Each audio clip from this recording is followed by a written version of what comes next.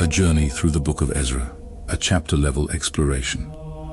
Part 1. The return under Zerubbabel and the rebuilding of the temple.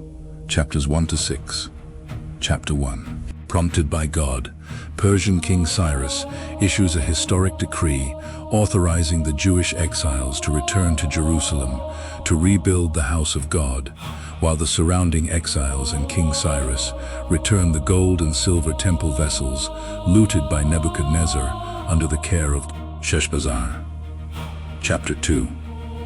The chronicler records a detailed, systematic census registry of the thousands of exiles who returned to Judea under the leadership of Zerubbabel and Joshua, listing families, priests, Levites, temple servants, and the generous free will offerings contributed for the rebuilding of the temple.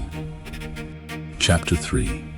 The people gather in Jerusalem in the 7th month, setting up the altar of God to offer burnt offerings and celebrating the Feast of Booths. By the 2nd year, the foundation of the temple is laid amid a powerful mix of joyful shouting from the young people and loud weeping from the older priests who remembered the former glory of Solomon's temple.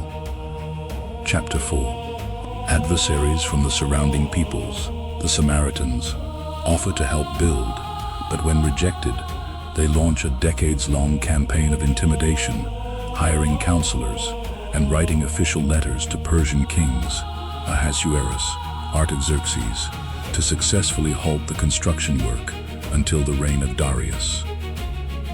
Chapter 5. Encouraged by the fiery prophecies of Haggai and Zechariah, Zerubbabel and Joshua resume construction on the temple. When local Persian officials like Tattenai interrogate them, the elders recount Cyrus's original decree and ask for a search of the royal archives in Babylon. Chapter 6. King Darius discovers the original scroll of Cyrus in the archives at Ecbatana, issues a decree ordering local officials to fully finance and protect the temple project, and the Jews joyfully complete and dedicate the temple, celebrating Passover with profound joy. Part 2. The return under Ezra and spiritual reformation. Chapters 7 to 10.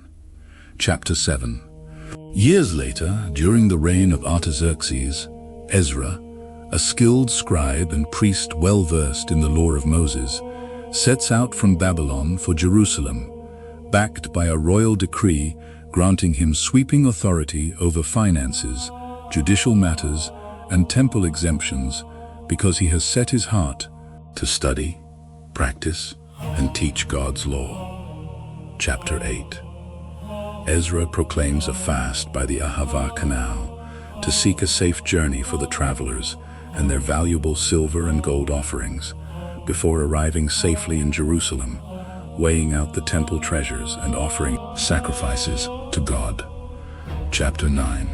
Jewish leaders approach Ezra, grieving that the people, including the priests and Levites, have intermarried with the surrounding pagan nations, prompting a horrified Ezra to tear his clothes, pull out his hair, and fall on his knees in agonizing prayer, a confession before God. Chapter 10. A massive public assembly gathers in Jerusalem in the pouring rain, deeply weeping over their sin. Shechaniah proposes a covenant to put away foreign wives and children in accordance with the law, and after a formal investigative commission handles the cases, the community completes its separation and spiritual cleansing. Epilogue.